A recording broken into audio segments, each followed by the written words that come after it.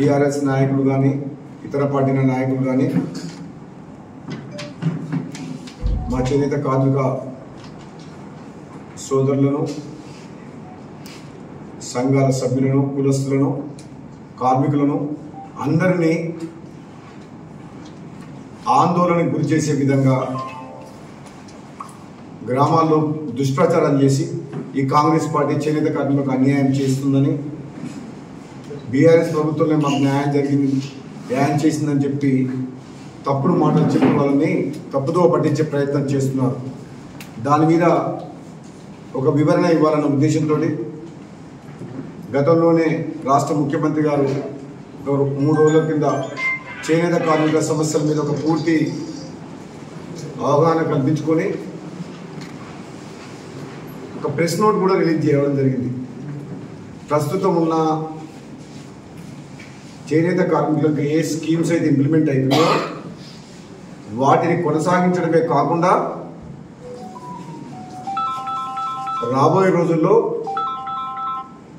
చేనేత కార్మిక వర్గాన్ని ఏ విధంగా ఆదుకుంటామని చెప్పేసి చాలా స్పష్టంగా ముఖ్యమంత్రి గారు హామీ ఇవ్వడం జరిగింది. ప్రస్తుతం కాంగ్రెస్ పార్టీ అధికారంలో ఉంది కావున చేనేత కార్మికుల సోదరులందరికీ కూడా నా విన్నపం ఏమంటే, గతంలో కనీసము చేనేత సహకార సంఘాలకు ఎన్నికలు పెట్టలేని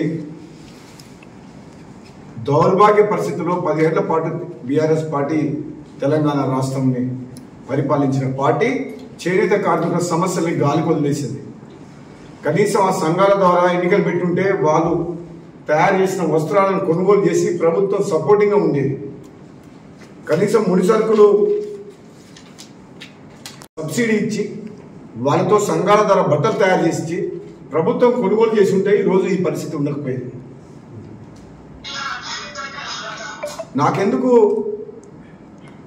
పూర్తి అవగాహనతో మాట్లాడుతున్నంటే, నా రాజకీయ ప్రస్థానం స్టార్ట్ అయింది 2008లో. ఒక చేనేత కార్మికుడు గట్టుపల్లి మండలంలో చనిపోతే ఆత్మహత్య చేసుకుంటే ఆ రోజు ఆ కుటుంబానికి 50,000 రూపాయల సాయం చేసి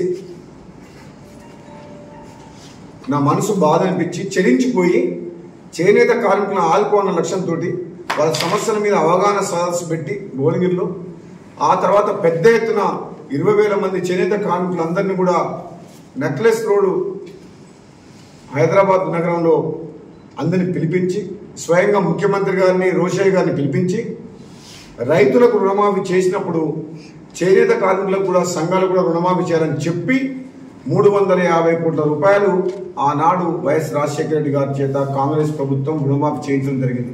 అది నేను పార్లమెంట్ సభ్యునిగా ఎన్నిక కాకముందుకే చేనేత కార్మికులను ఆదుకోవాలన్న లక్ష్యంతో, వాళ్ళని కాపాడాలన్న లక్ష్యంతో ఆ వర్గాన్ని గాలికి వదిలేదు.